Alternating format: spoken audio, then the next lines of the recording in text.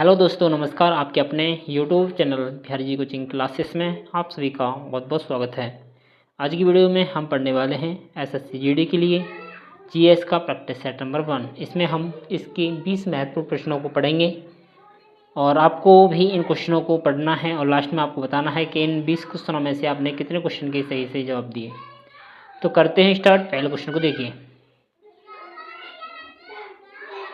पहला क्वेश्चन है कि भारतीय संविधान की उद्देशिका में पंथनिरपेक्ष शब्द किस वर्ष जोड़ा गया था? तो बताइए। ए है 1976 में, बी है 1972 में, सी है 1974 में और डी है 1970 में। तो इस क्वेश्चन में सही जवाब बनेगा वो बनेगा ए, 1976 में। ठीक है। 1976 में क्या हुआ था? इसमें हुआ था 42वां संविधान संशोधन। इस 42वें संविधान संशोधन द्वारा उद्देशिका में 3 शब्द जोड़े गए थे। एक तो पंथनिरपेक्षता हो गया, एक समाजवाद हो गया, एक अखंडता हो गया। इन तीनों शब्दों को उद्देशिका में जोड़ा गया था। ठीक है। हम इस 42वें संविधान संशोधन को ही लघु संविधान कहते हैं। क्या कहते हैं? लघु संविधान। अगर पूछा जाए लघु संविधान किसे कहते हैं तो हम 42वें संविधान संशोधन को कहते हैं। ठीक है। आगे चलते हैं। अगला प्रश्न आपका ये कि भारत सरकार ने वर्ष में एक अधिनियम पारित करके तत्कालीन जम्मू और कश्मीर राज्य की विशेष संवैधानिक स्थिति को रद्द कर दिया। ए है 2018, बी है 2019, सी है 2020 और डी है 2021।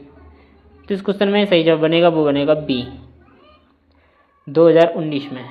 ठीक है। 5 अगस्त और 2019 को यह राज्यसभा में पेश किया गया। ठीक है। और 31 अक्टूबर 2019 को ही इसे लागू कर दिया गया। इसके द्वारा आर्टिकल 370 को समाप्त कर दिया गया और इसके द्वारा ही 2 केंद्र शासित प्रदेश बने, जिसमें एक था जम्मू कश्मीर और एक था आपका लद्दाख। ठीक है। इतने क्वेश्चन आपको इस क्वेश्चन में याद रखने हैं। आगे चलते हैं। अगला प्रश्न है ये कि निम्नलिखित में से कौन सा मोहिनीअट्टम से संबंधित है? ए है रतन थियम, बी है शांति दवे, सी है कनक रेले और डी है मंजीत बावा। तो इस क्वेश्चन में सही जवाब बनेगा वो बनेगा सी, कनक रेले। ठीक है। इन कनक रेले ने ही नालंदा नृत्य अनुसंधान केंद्र की स्थापना मुंबई में की थी। यह भी बात आपको याद होनी चाहिए। मोहिनीअट्टम केरल का एक शास्त्रीय नृत्य है। कैसा शास्त्रीय नृत्य? यह बात आपको याद होनी चाहिए। पूछा जाता है मोहिनीअट्टम किस राज्य का शास्त्रीय नृत्य है? तो ये केरल का शास्त्रीय नृत्य है। तो आपको बताना है केरल का एक और शास्त्रीय नृत्य कौन सा है। तो केरल का एक और शास्त्रीय नृत्य है वो है कथकली। कौन सा है? कथकली। कथकली कहाँ का है? केरल का दूसरा शास्त्रीय नृत्य है। ठीक है। आगे चलते हैं। अगला क्वेश्चन है ये कि भारत के संविधान में निम्नलिखित में से किस संशोधन अधिनियम ने रियायतों के पूर्व शासकों की प्रवेशी पर और विशेषाधिकारों को समाप्त कर दिया? ए है 26वां संशोधन अधिनियम 1971, बी है 27वां संशोधन अधिनियम 1971, सी है 25वां संशोधन अधिनियम 1971 और डी है 28वां संशोधन अधिनियम 1971। तो इस क्वेश्चन में सही जवाब बनेगा वो बनेगा ऑप्शन नंबर ए, 26वां संशोधन अधिनियम 1971 के द्वारा। ठीक है। इसके द्वारा जो शासक थे राजा महाराजा, उन्हें सरकार की तरफ से प्रिवी पर्स यानी कि वेतन भत्ते जो दिए जाते थे उन्हें समाप्त कर दिया गया। ठीक है। अगर हम बात करें 27वां संशोधन अधिनियम 1971, इसके द्वारा 2 राज्य जोड़े गए थे, मिजोरम और अरुणाचल प्रदेश। मिजोरम और अरुणाचल प्रदेश को जोड़ा गया था। अगर हम बात करें 25वां संशोधन अधिनियम, इसके द्वारा क्या हुआ था? संपत्ति के अधिकार में कटौती की गई थी। ठीक है। आगे हम बात करें 28वां संविधान संशोधन अधिनियम 1971 के द्वारा क्या हुआ था? इसके द्वारा सिविल सेवा के अधिकारियों को जो विशेषाधिकार प्राप्त थे उन्हें समाप्त किया गया था। ठीक है, तो इसमें सही जवाब आपको याद रखना है ए हो जाएगा, 26वां संशोधन अधिनियम 1971। आगे अगला क्वेश्चन है ये कि भारत सरकार ने नोटबंदी की घोषणा कब की थी। ए है 8 अगस्त 2016, बी है 8 सितंबर 2016 और सी है 8 अक्टूबर 2016 और डी है 8 नवंबर 2016। तो इस क्वेश्चन में सही जवाब बनेगा वो बनेगा डी, 8 नवंबर 2016 को। ठीक है, इसमें क्या हुआ था, 500 के जो भी नोट थे और 1000 के जो भी नोट थे उन्हें बंद किया गया था।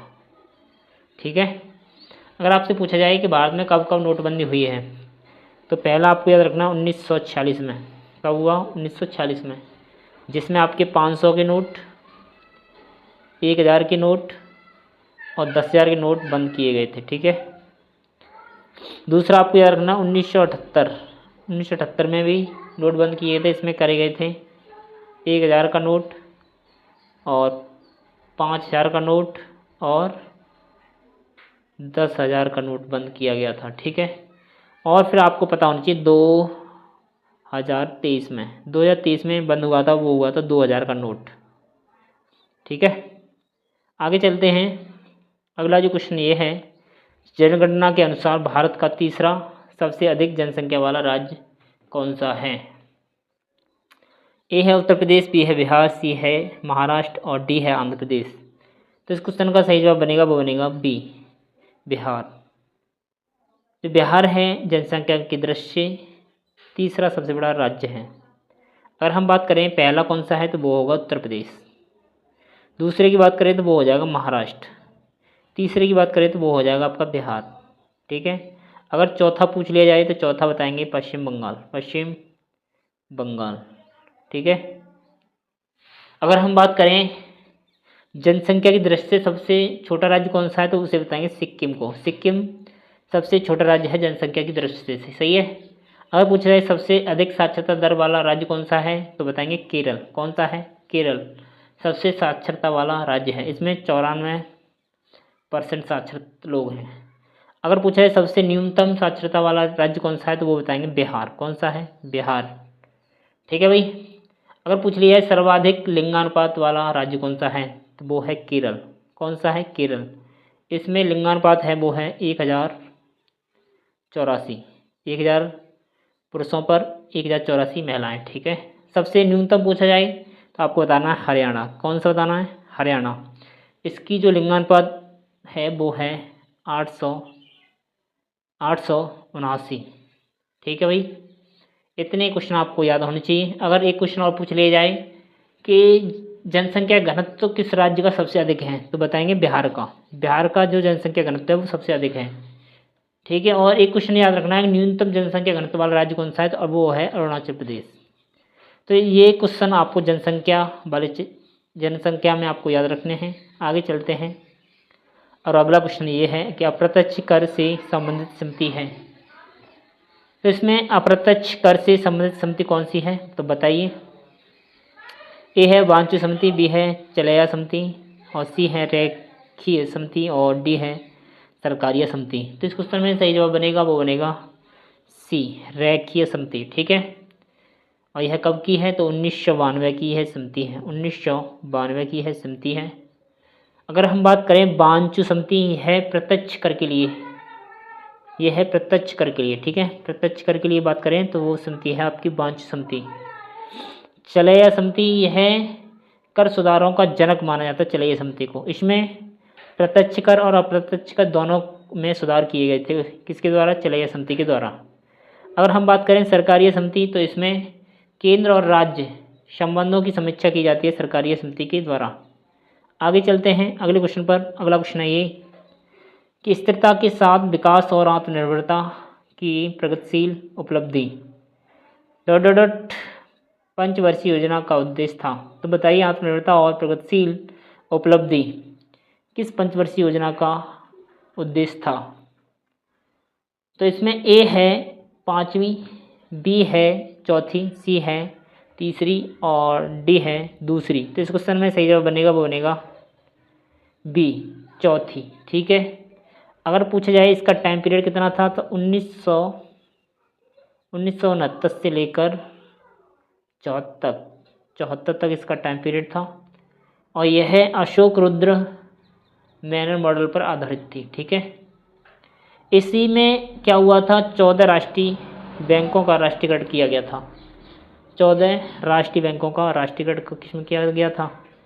14 बैंकों का राष्ट्रीयकरण किसमें किया गया था? इसी में किया गया था। ठीक है, अगर आपसे पूछ लिया जाए 5वीं पंचवर्षीय योजना कब तक थी तो 1974 से लेकर 78 तक। ठीक है, यह केवल 5 साल ये केवल 4 साल चली। पूछ ली जाए ऐसी कौन सी पंचवर्षीय योजना है वो केवल 4 साल चली तो वो यही है। और इसका उद्देश्य क्या था? गरीबी हटाओ। गरीबी हटाओ इसका उद्देश्य था। अगर हम बात करें तीसरे की तो तीसरी है आपकी 1961 से लेकर 66 तक। जो सबसे ज़्यादा जीडीपी आई वो इसी पंचवर्षीय योजना के अंदर आई थी। इसका उद्देश्य था आत्मनिर्भर और स्वयं स्फूर्ति। ठीक है, आत्मनिर्भर और स्वयं स्फूर्ति। आगे बात करें दूसरे की तो दूसरे में क्या था? इसमें था तीव्र औद्योगिकरण और भारी उद्योग। यह इसका उद्देश्य था दूसरी का।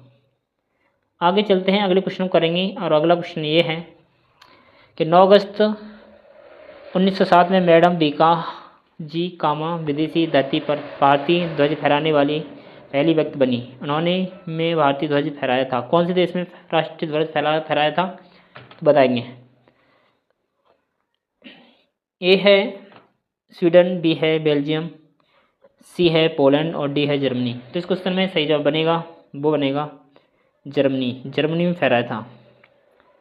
कब फहराया था बताएंगे? 22 अगस्त 1907 को।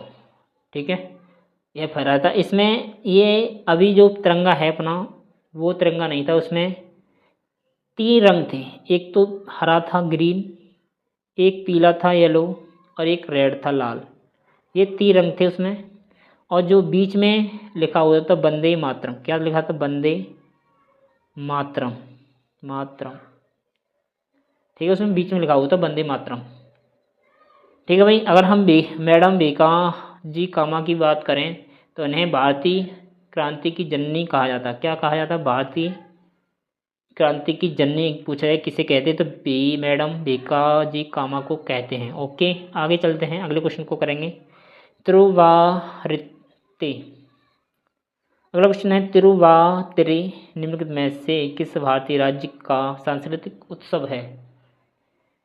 ए है तमिलनाडु, बी है तेलंगाना, सी है कर्नाटक और डी है केरल। तो इस क्वेश्चन में सही जवाब बनेगा वो बनेगा डी, केरल का। ठीक है, बहुत से हिस्सों में तमिलनाडु में भी यह उत्सव मनाया जाता है पर प्रॉपर अगर पूछा जाए तो वो केरल होगा। ठीक है, यह क्यों मनाते हैं तो इस दिन पार्वती जी ने तपस्या कर शिव शंकर जी को मनाया था और शिव शंकर जी ने पार्वती को अपनाया था। ठीक है, इसके उपलक्ष्य में केरल की जो महिलाएं हैं वे उपवास रखती हैं अपनी पति की उम्र बढ़ाने के लिए। ओके, आगे बात करते हैं अगले क्वेश्चन की। अगला क्वेश्चन ये है कि निम्नलिखित में से किस की पूजा करने के लिए जनजाति द्वारा देवी सरस्वती घूमर नृत्य शैली को विकसित किया गया था? तो इस क्वेश्चन का जवाब देंगे आप। तो इस क्वेश्चन में सही जवाब बनेगा वो बनेगा ऑप्शन नंबर डी, भील। जो भील जनजाति थे उन्होंने इस नृत्य का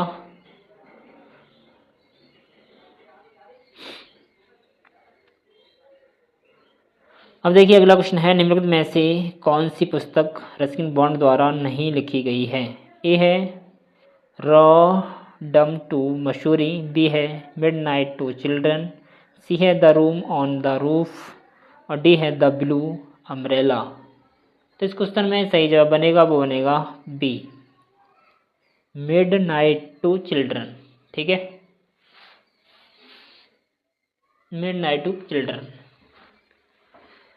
आगे बात करते हैं अगले क्वेश्चन की। अगला क्वेश्चन आपका ये है कि निम्नलिखित में से किसकी पूजा करने के लिए जनजाति द्वारा देवी सरस्वती घूमर नृत्य शैली को विकसित किया गया था? ए है सहरिया, बी है गुर्जर, सी है गोंड और डी है भील। तो क्वेश्चन का सही जवाब बनेगा वो बनेगा डी, भील। ठीक है, भील जनजाति ने इसे विकसित किया था। ओके, आगे चलते हैं। अगला क्वेश्चन ये है कि विजयनगर साम्राज्य की स्थापना किस वर्ष हुई थी? तो अपना उत्तर बताइए। ए है 1326, बी है 1336, डी है सी है 1346 और डी है 1356। तो इस क्वेश्चन में सही जवाब बनेगा वो ऑप्शन नंबर बी, 1336 में। ठीक है, 1336 में दो भाइयों, एक था एक हरिहर राय और एक बुक्का राय, इन दोनों भाइयों ने इसकी स्थापना करी थी और अपने वंश का नाम रखा अपने पापा के नाम पर, संगम वंश। कौन सा? संगम वंश इन्होंने नाम रखा था। ठीक है भाई, और अपनी राजधानी बनाया, उसे बनाया हम्पी को। हम्पी अभी कहाँ पड़ता है? कर्नाटक के अंदर। ठीक है भाई, और अगर हम बात करें जब इन्होंने विजयनगर साम्राज्य की स्थापना करी तब दिल्ली पर किसका अधिकार था पूछ लिया जाता है, तो बताएंगे मोहम्मद बिन तुगलक। मोहम्मद बिन तुगलक, ये दोनों भाई इसी के कब्जे में थे। इसने दक्षिण दिशा में एक अभियान करने के लिए इन दोनों भाई को भेजा। फिर इन्होंने अपने गुरु की आज्ञा से फिर दिल्ली नहीं गए, अपने एक अलग राज्य की स्थापना करी, उससे हम कहते हैं विजयनगर साम्राज्य। ठीक है, विजयनगर साम्राज्य में 4 वंशों ने अपना शासक किया है। इसमें पहला तो आपने समझ लिया कौन सा है? संगम। अगर दूसरे की बात करें तो सलू, कौन सा है? सलू वंश। तीसरे की बात करें तो तीसरा था तुलु वंश। और लास्ट की बात करें तो अरविंदु वंश। ठीक है, ये 4 वंश थे। अगर पूछ लिया जाए कृष्णदेव राय इस विजयनगर के एक महान राजा थे, तो वो किस वंश के थे? तो बताएंगे तुलु वंश के। ठीक है भाई, चलते हैं अगले क्वेश्चन करेंगे। अब अगला क्वेश्चन ये है कि इंडियन लिबरल फेडरेशन की स्थापना किसने की थी? ए है एस.एन. बनर्जी, बी है C.R. बनर्जी और सी है महात्मा गांधी और डी है चंद्रशेखर आज़ाद। तो इस क्वेश्चन में सही जवाब बताएंगे वो बन जाएगा ए, एस.एन. बनर्जी। इन्हें हम कहते हैं सुरेंद्र नाथ बनर्जी। कब की थी? तो बताएंगे 1919 में। ठीक है भाई, याद रखना है। आगे चलते हैं। अगला क्वेश्चन है कि भारत में सहायक संधि का जन्मदाता किसे माना जाता है? तो बताइए। ए है डुप्ले, बी है लॉर्ड वेलेस्ली, सी है लॉर्ड डलहौजी और डी है लॉर्ड कॉर्नवालिस। तो इस क्वेश्चन में सही जवाब बनेगा वो बनेगा ए, डुप्ले। डुप्ले जी ने ही सबसे पहले भारतीय राजाओं को अपनी सेना किराए पर देने के लिए स्टार्ट किया था। उसे ही हम कहते हैं सहायक संधि। ठीक है, तो इसे हम भारत में सहायक संधि का जन्मदाता मानते हैं। इसने स्टार्ट किया, पर पॉपुलर किसने किया था? उसे किया था वेलेस्ली ने। ठीक है भाई, लोकप्रिय किसने बनाया? तो वेलेस्ली ने। अगर हम बात कर रहे हैं डलहौजी की, तो डलहौजी ने क्या चलाया था? इसने चलाया था व्यक्तिगत सिद्धांत। क्या चलाया था? व्यक्तिगत सिद्धांत किसने चलाया था? तो डलहौजी ने। कॉर्नवालिस ने क्या चलाया था? स्थायी बंदोबस्त।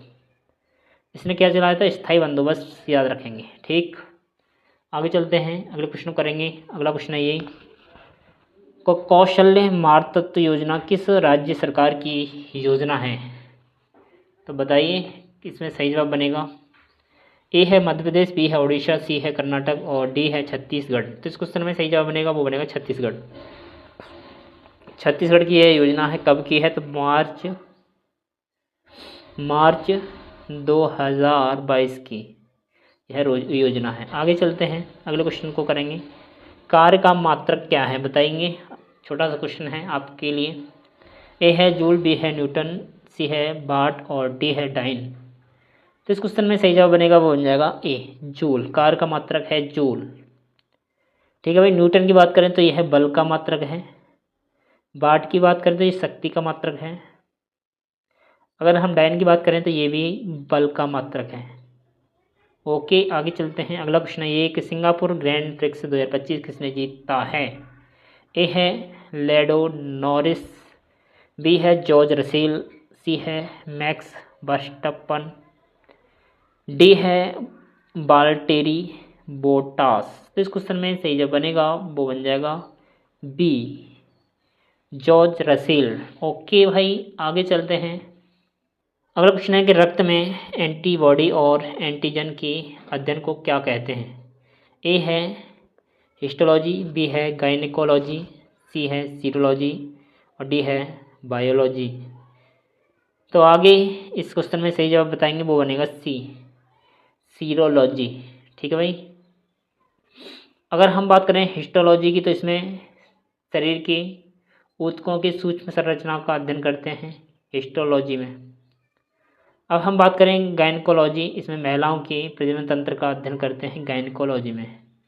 अगली बात करें बायोलॉजी में, हम जीव विज्ञान का अध्ययन करते हैं बायोलॉजी में। जीव विज्ञान का अध्ययन किस में करते हैं तो बायोलॉजी में, याद रखेंगे। अगला प्रश्न है ये कि हर एक वंश के किस शासक को कुड़िक कहा जाता है।